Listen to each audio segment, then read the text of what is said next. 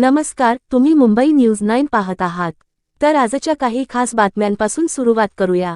शिवसेना आमदार आदित्य ठाकरे यांनी महायुद्धातील आमदारांबद्दल मोठा दावा केला आहे।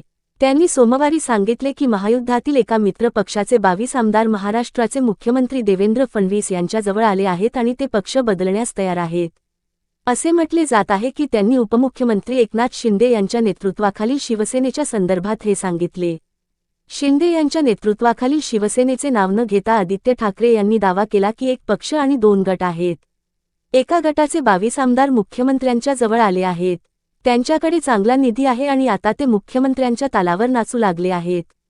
विधानभवन परिसरात माध्यमांशी बोलताना बरेली येथील शिवसेना आमदार म्हणाले की 22 आमदार पक्ष बदलण्यास तयार आहेत। यातील एक आमदार स्वतःला उपमुख्यमंत्री म्हणवतो। उद्योगमंत्री उदय सामंत यांच्याबाबत त्यांनी ही टिप्पणी केल्याचे सांगितले जाते। शिवसेनेने यापूर्वी दावा केला होता की शिंदे आणि अजित पवार यांच्यासोबत सामंत राज्याचे तिसरे मुख्यमंत्री होऊ शकतात। जून 2022 मध्ये शिंदे यांच्या नेतृत्वाखालील बंडानंतर शिवसेना फुटली, ज्यामुळे तत्कालीन उद्धव ठाकरे यांच्या नेतृत्वाखालील महाविकास आघाडी सरकार कोसळले।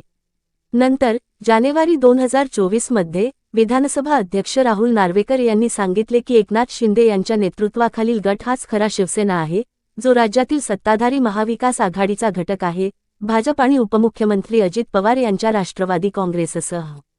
विधान परिषदेत विरोधी पक्षनेते असलेले शिवसेनेचे माजी आमदार अब्बादास दानवी यांचा कार्यकाळ ऑगस्टमध्ये पूर्ण झाला हे लक्षात घेण्यासारखे आहे। काँग्रेसने त्यांचे आमदार सतीश पाटील यांना वरिष्ठ सभागृहात विरोधी पक्षनेते म्हणून नियुक्त करण्यासाठी नामांकित केले। राज्य विधान परिषदेचे अध्यक्ष राम शिंदे यांनी रविवारी सांगितले की त्यांच्या कार्यालयाला विरोधी पक्षनेते नियुक्त करण्याचा प्रस्ताव मिळाला आहे आणि संबंधितांशी सल्लामसलत केल्यानंतर निर्णय घेतला जाईल। सध्या एवढेच। अशा अधिक बातम्यांसाठी संपर्कात रहा। तोपर्यंत निरोप।